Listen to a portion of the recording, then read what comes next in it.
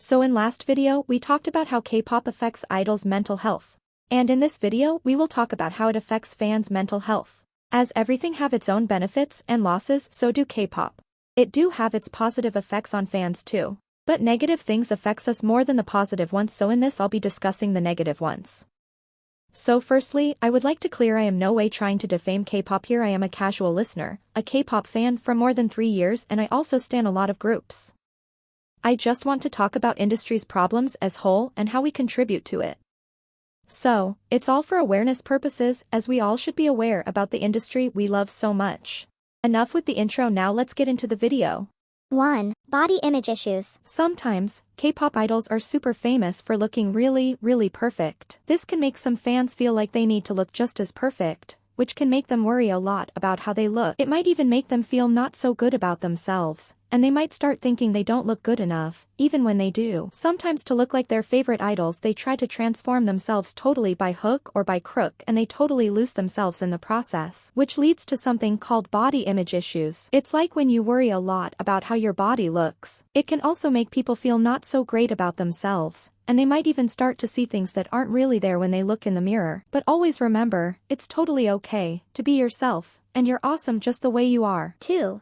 Online harassment and cyberbullying. Being a fan can be really fun, but sometimes it gets a bit too serious and competitive. Fans might start arguing or being mean online, and that's not cool. It's like a big game where people forget to be kind to each other. This can make other fans feel really upset and worried. For instance, one time, a member of BTS, V, accidentally followed a member of Blackpink, Jennie, on Instagram. It was just a little mistake, but some fans from both sides got really upset about it. They started arguing online, and it turned into a big fan war between two fandoms. It's kinda strange because the idols probably didn't even notice, but the fans made it into a huge deal. They ended up being mean to each other, and that's not cool at all. Remember, it's great to love your favorite artists, but it's not okay to be mean to others who like different things. We should spread kindness instead of starting fights. And in this, fans just waste their time, energy and mental health in dealing with all the negativity.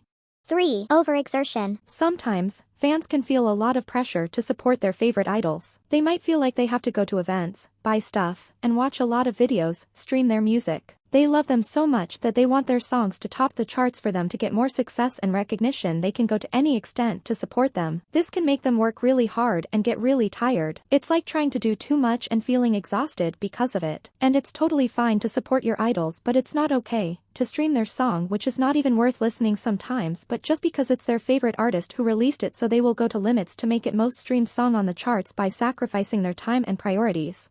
4. Financial strain. Sometimes, fans who really love a group might want to buy albums and merchandise, even if they don't have a lot of money. And there are 2 reasons why they do so. First, as I mentioned earlier, they want to support their idols, as they know their idols will only get money and living if they spend their money on buying their stuff and concert tickets, which will keep them going as a group and they can stay connected to them. And second, they feel if they won't buy their stuff and won't attend their concert, they will not be considered as a true fan. They feel like they have to defend them. Doesn't matter if idol is wrong or right. If you are a fan, then you gotta fulfill your responsibilities. But it's not true. It's not your responsibility. It's not okay to stream a song whole night sacrificing your sleep, works and relations. It's not okay to defend someone even if they are at fault. It's not okay to give hate to someone just because they don't like your favorite idol, and it's not okay to spend your money like crazy on the stuff you even don't have anything to do with, and probably after some time will be seen in a dustbin. Look, it's really fine to spend to buy things you really want to, but many fans do this just to prove others that they are a true fan. But if they think that it's a true definition of fan, then they couldn't be any wrong. Even if you don't spend your money like water on them, even if you don't engage in fan wars defending them, even if you don't stream their music overnights, you are still a fan. You don't have to do all the crazy things to be considered as a fan. You love a group, you like their music, you like to support them, and you know that, and it's perfectly fine.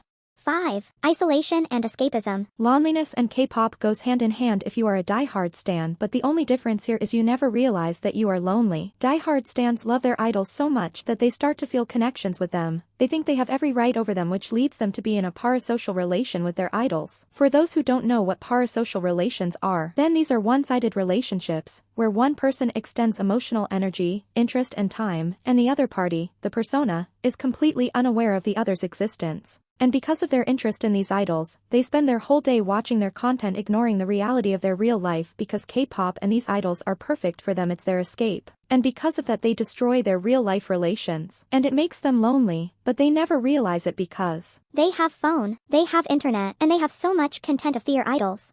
But what they don't understand is that they are humans and humans need to interact with other humans not virtually but in person.